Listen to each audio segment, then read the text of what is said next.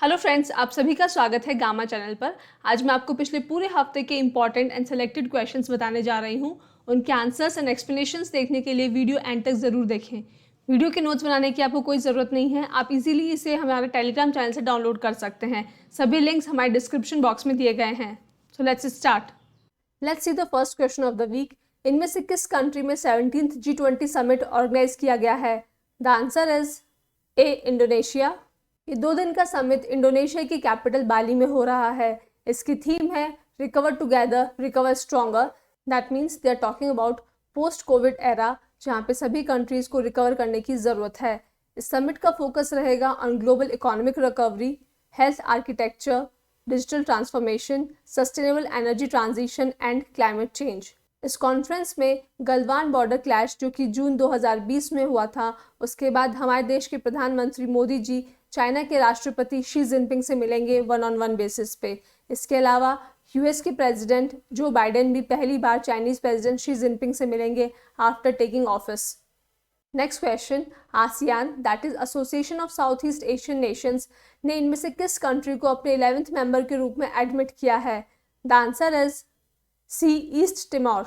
East Timor, जिसका official name है Timor Leste, एक हाफ आइलैंड नेशन है in South Asian region. That means ये मेजरली वाटर से सराउंडेड है। इस कंट्री को ऑब्जर्वर का स्टेटस ग्रांट किया गया है by the regional leaders in Phnom Penh summit. इससे पहले आखिरी बार कंबोडिया को ऐड किया गया था in the year 1999। Talking about ASEAN, ये एक पॉलिटिकल और इकोनॉमिक यूनियन है of South East Asian countries. इसका काम है to promote inter governmental cooperation among the member countries as well as to facilitate economic, political, security, military, educational and socio-cultural integration between its members and countries in the Asia Pacific. ASEAN के secretary general है Lim Jock Hoi. इसकी chairmanship है Cambodia के पास। ASEAN के headquarters हैं Jakarta में। इसके 10 मेंबर्स हैं Brunei, Cambodia, Indonesia, Laos, Malaysia, Myanmar, Philippines, Singapore, Thailand and Vietnam. और 11th मेंबर होगा Timor. Next question, India born Nobel laureate professor Venki Ramakrishnan को प्रेस्टिजियस ऑर्डर ऑफ मेरिट इनमें से किस फील्ड में मिला है? The answer is C, science. Order of Merit Britain का एक प्रेस्टिजियस ऑनर है। इसकी शुरुआत हुई थी 1902 में by the king Edward 7। This is given to individuals of exceptional distinction in the field of armed forces, science, art, literature और for the promotion of culture based on the personal choice of the monarch. Professor Venki को award दिया जाएगा by the Britain's king Charles 3। Professor Venki is a 70-year-old UK based molecular biologist. इनका जो selection है late queen Elizabeth 2 द्वारा आखिरी selection था before her death, और किंग्स चार्ल्स द्वारा फर्स्ट अपॉइंटमेंट है। Next question, Indian public broadcaster Prasar Bharati के नए सीईओ इनमें से कौन होंगे? The answer is D, Gaurav Dwivedi. Gaurav Dwivedi एक सीनियर IAS ऑफिसर हैं and now he'll be the CEO of Prasar Bharati. Prasar Bharati India's state owned public broadcaster है। इसके हेडक्वार्टर्स है न्यू दिल्ली में। It comprises of the Doordarshan television network and Akashvani All India Radio, जो पहले ministry of information and broadcasting के media units थे। प्रसार भारती की formation हुई थी 23 नवंबर 1997 में। डियर स्टूडेंट्स, अगर सभी एग्जाम रिलेटेड कंटेंट आप एक ही चैनल पर चाहते हो तो अभी इस चैनल को सब्सक्राइब करें और बेल आइकन को प्रेस करें। और अगर एग्जाम प्रेप को आप हाई लेवल पर ले जाना चाहते हैं तो डिस्क्रिप्शन में आपको ऐप और टेलीग्राम चैनल का लिंक मिल जाएगा। नेक्स्ट क्वेश्चन, इनमें से किस तारीख को वर्ल्ड पॉपुलेशन 8 बिलियन मार्क पहुंचने वाली है? The answer is C, 15 November. United nation का world population prospectus for the year 2022 release किया गया था on world population day 11 July. इसी प्रोस्पेक्टस ने रिवील किया था कि 15 नवंबर को 8 बिलियन पॉपुलेशन होगी, which is a very big milestone in the history of human development. इतनी पॉपुलेशन इंक्रीज होने के 2 मेजर रीजंस है। One is gradual increase in the human life span. जैसे जैसे साइंस तरक्की कर रहा है, पब्लिक हेल्थ में इम्प्रूवमेंट हो रहा है, लोगों को न्यूट्रिशन, हाइजीन और मेडिसिन की जानकारी मिल रही है, उनकी जो एवरेज लाइफ है वो इंक्रीज हो रही है। They are living more. वहीं कुछ कंट्रीज में अभी भी हाई और परसिस्टेंट लेवल्स ऑफ फर्टिलिटी है। That means a women is giving birth to 4-5 children in some countries. इसकी वजह से पूरी वर्ल्ड पॉपुलेशन इंक्रीज हो रही है, which is not good for the environment and the world. Next question, इनमें से कौन सा देश कबड्डी वर्ल्ड कप 2025 होस्ट करेगा? The answer is B, England. Kabaddi world cup पहली बार एशिया से बाहर होस्ट किया जा रहा है। अनाउंसमेंट की है वर्ल्ड कबड्डी फेडरेशन ने और इवेंट होगा West Midlands region of United Kingdom में। कबड्डी वर्ल्ड कप स्पोर्ट का एक बहुत ही प्रेस्टिजियस ग्लोबल टूर्नामेंट है। इसमें वर्ल्ड के बेस्ट कबड्डी प्लेयर्स पार्टिसिपेट करेंगे, both from the men's as well as women's team, and the member countries will be India, Iran and Pakistan. Next question, इनमें से कौन सी country IBSA blind football women's Asian Oceania championship 2022 host करने जा रही है? The answer is A, India. India में championship खेली जाएगी कोची, केरला में। Dates are 11 to 18 November 2022।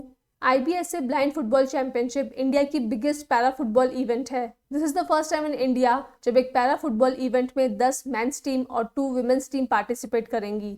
इस इवेंट में जो टीम जीतेगी that is the qualifier for the worlds championship Birmingham 2022 as well as the Paris Paralympics 2024। Next question, इनमें से किस टीम ने T20 वर्ल्ड कप 2022 जीता है? The answer is A, England.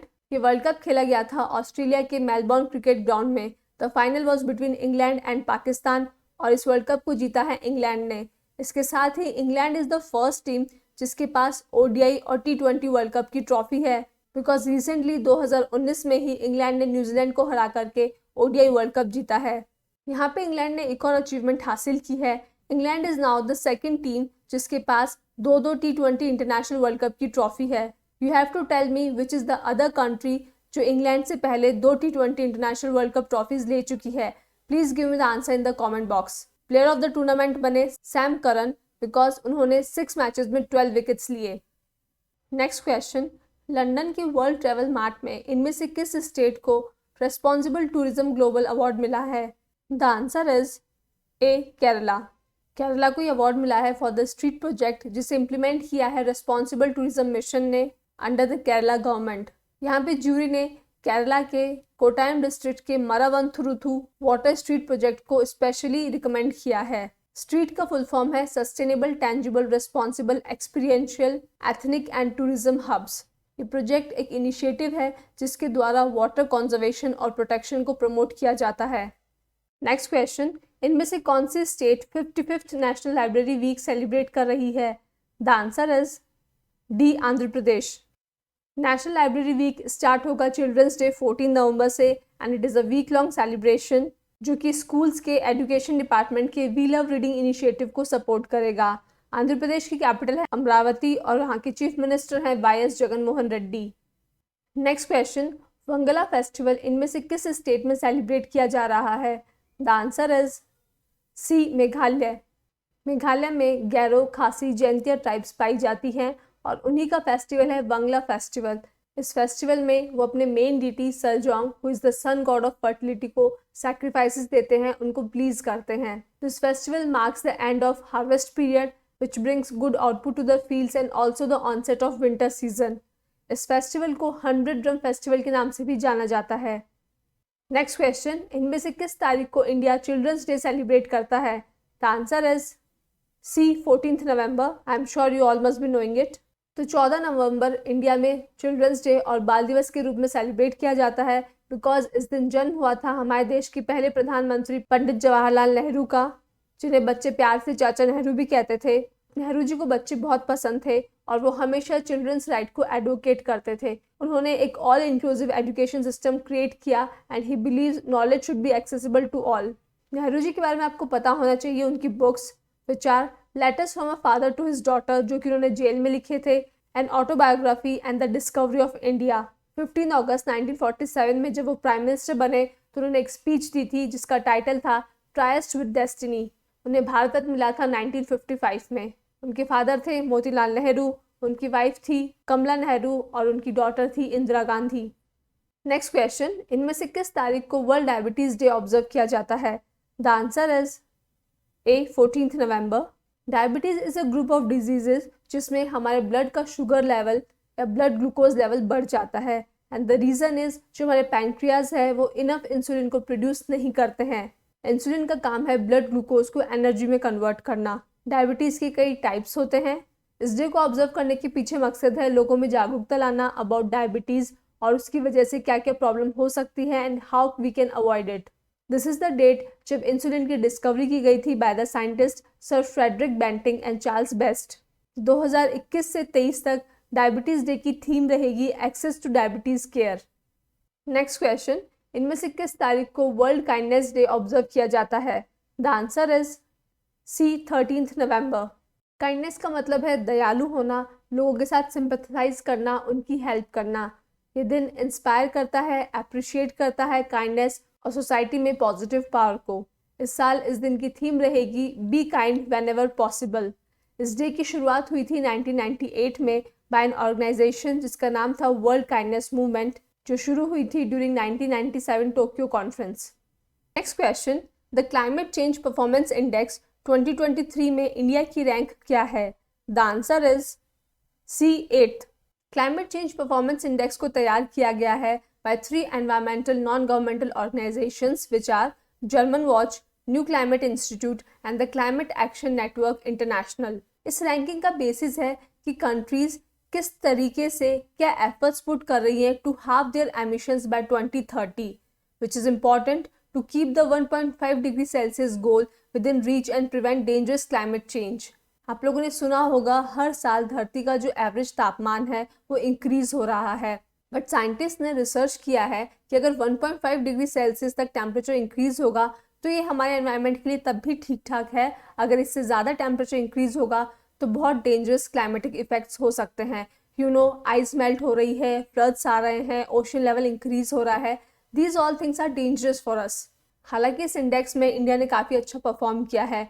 In fact greenhouse gas emission और energy use category में India की rating high है, बट क्लाइमेट पॉलिसी और रिन्यूएबल एनर्जी कैटेगरी में इंडिया की रेटिंग मीडियम है। So there is still scope of improvement और renewable energy में तो काफ़ी स्कोप रहता है।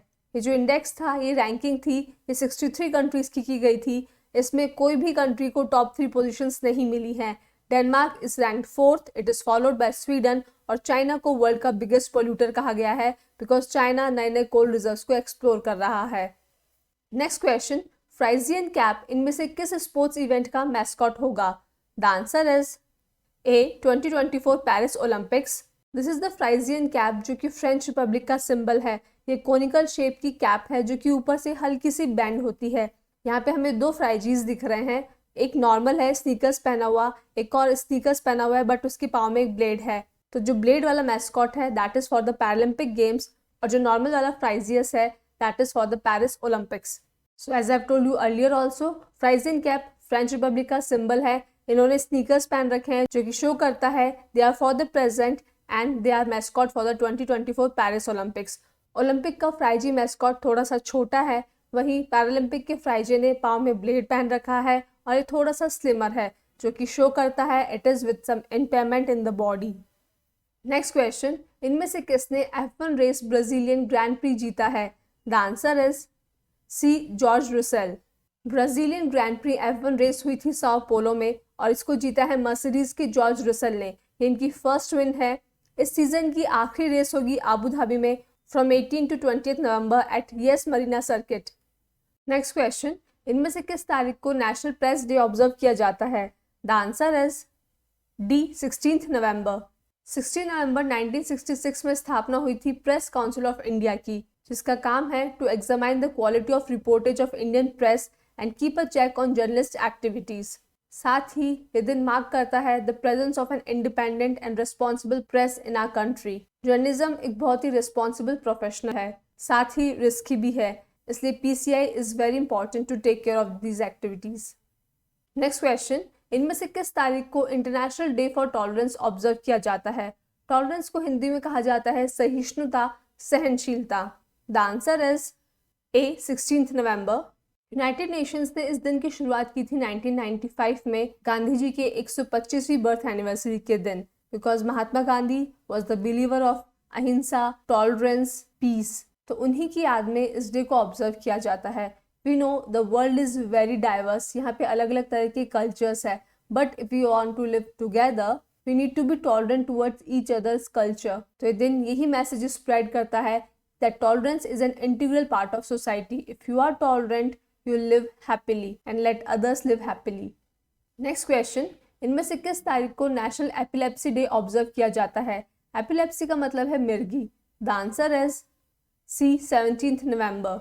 इस डे को ऑब्जर्व करने के पीछे मकसद है लोगों में एपिलेप्सी के कॉजेज और सिम्टम्स से रिलेटेड जागरूकता लाना।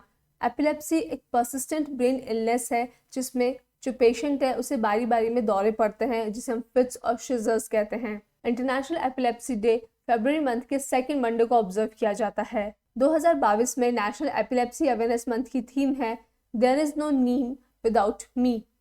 नेक्स्ट क्वेश्चन, इनमें से किस तारीख को वर्ल्ड COPD डे ऑब्जर्व किया जाता है इन the year 2022? The answer is D 16 November. COPD stands for chronic obstructive pulmonary disease.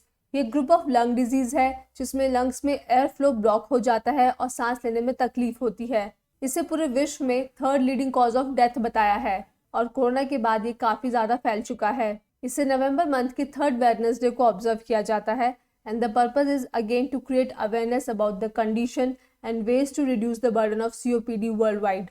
इस साल इस डे की थीम रहेगी Your Lungs for Life. Next question, इनमें से किसे फीफा के नए प्रेसिडेंट के रूप में अपॉइंट किया गया है? The answer is B Gianni Infantino. FIFA एक इंटरनेशनल गवर्निंग बॉडी है of association football, beach football and futsal. इसकी स्थापना हुई थी 1904 में। इसके हेडक्वार्टर्स हैं ज्यूरिख, स्विट्जरलैंड में। फीफा के करंट प्रेसिडेंट भी जियानी इन्फेंटिनो ही हैं और अगले 4 साल के लिए भी वो इस जॉब में बने रहेंगे beyond the 2026 world cup which is going to be held in US, Canada and Mexico. Next question, इनमें से कौन ऐसा पहला इंडियन प्लेयर है जो इंटरनेशनल टेबल टेनिस फेडरेशन में एथलीट्स कमीशन में इलेक्ट हुआ है? The answer is C Achanta Sharath Kamal. Achanta Sharath Kamal एक Indian professional table tennis player हैं। He is the first Indian table tennis player जो कि 10 बार सीनियर नेशनल चैंपियन बने हैं। इन्हें हाल ही में member of athletes commission of the Indian Olympic association के रूप में भी इलेक्ट किया गया था। नेक्स्ट क्वेश्चन, इनमें से कौन सी कंट्री पहली बार ग्लोबल मीडिया कांग्रेस होस्ट करने जा रही है? The answer is D UAE। Global media Congress का पहला एडिशन होस्ट करेगी Abu Dhabi national exhibitions company in partnership with Emirates new agency. इस ग्लोबल मीडिया एग्जीबिशन में ग्लोबल मीडिया जो इंडस्ट्री है that will leverage networking opportunities, ideas and cutting edge solutions in shaping the future of journalism industry. Global media Congress एक platform होगी for the journalist, tech firms, content creators, digital marketing professionals, streaming giants, entertainment executives, regulators and key media stakeholders. Next question, Uttarakhand high court को नैनीताल से shift करके इनमें से किस city में रखने पर विचार किया जा रहा है? द आंसर इज ए हल्द्वानी। हल्द्वानी और नैनीताल दोनों ही नैनीताल डिस्ट्रिक्ट में है, बट नैनीताल थोड़ा माउंटेन्स में है और हल्द्वानी प्लेन रीजन में है। उत्तराखंड के चीफ मिनिस्टर हैं पुष्कर सिंह धामी और शिफ्टिंग का वजह है नैनीताल जैसे हिल टाउन में ट्रैफिक बर्डन को कम करना। नैनीताल में स्पेस की भी काफ़ी शॉर्टेज है और हिल होने की वजह से वो एक टफ ज्योग्राफिकल लोकेशन है। नैनीताल का हाई कोर्ट उत्तराखंड में 2000 में सेटअप किया गया था और हाल ही में सेंटर ने हल्द्वानी में 45 एकर्स का नया एरिया दिया है for the new high court. देखते हैं इस हफ्ते का आखिरी सवाल, इनमें से किस तारीख को नेशनल नेचुरोपैथी डे ऑब्जर्व किया जाता है? द आंसर इज बी 18 नवंबर। 18 नवंबर 1945 में महात्मा गांधी चेयरमैन बने थे all India nature cure foundation trust के, इसलिए 18 नवंबर को नेशनल नेचुरोपैथी डे के रूप में ऑब्जर्व किया जाता है since 2018 by the ministry of Ayush, that is Ayurveda, योग, नेचुरोपैथी, यूनानी, सिद्धा एंड होम्योपैथी। जिस प्रकार एलोपैथी एक सिस्टम ऑफ मेडिसिन है, उसी प्रकार आयुष के 5 ब्रांचेस भी सिस्टम ऑफ मेडिसिन हैं, बट आयुष के जो फील्ड है ये बिलीव करता है नेचर, नेचुरल प्रोडक्ट्स और खुद ह्यूमन बीइंग पे for the treatment of the patient. Ayurveda का बेसिस है प्लांट प्रोडक्ट्स, योग का बेसिस है योगिक एक्सरसाइज, प्राणायाम। नेचुरोपैथी का जो बेसिस है it is exercise, sunlight, fresh water, stress management and healthy diet. That means अगर हम ये सब फॉलो करेंगे तो will be strong and healthy, और अगर हमें कोई बीमारी है तो वो भी ठीक हो जाएगी। इस साल इस डे की थीम रहेगी naturopathy and integrative medicine. So students, that is the end. I hope आप लोगों को ये वीडियो पसंद आया हो। Thank you for watching. Do not forget to like, share and subscribe. जय हिंद, जय भारत। तो दोस्तों, अगर आप चाहते हो कि ऐसा ही क्वालिटी कंटेंट आपको मिलता रहे जो हेल्प करे आपको आपकी एग्ज़ाम प्रेप में, तो सर्कल में जो गामा का लोगो दिख रहा है उसको क्लिक करें और चैनल को सब्सक्राइब करें। Thank you.